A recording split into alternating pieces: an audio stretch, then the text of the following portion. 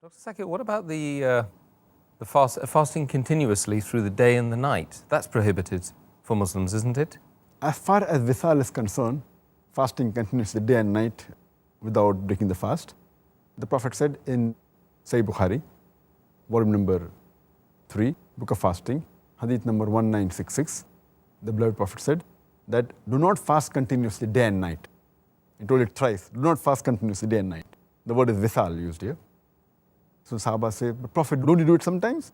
The Prophet said, Allah subhanahu wa ta'ala provides me food and drink when I'm sleeping. That means He has the power. He said that you don't overdo it, you don't burden yourself. And further it's mentioned in Sahih Bukhari, volume number 3, Book of Fasting, Hadith number 1967, that do not fast continuously day and night. If you want to do it, maximum you can do is you can fast up to the Sohar time.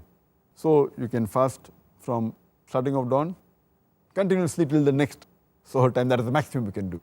That's permissible if you want to do it. Beyond that, it's not permissible.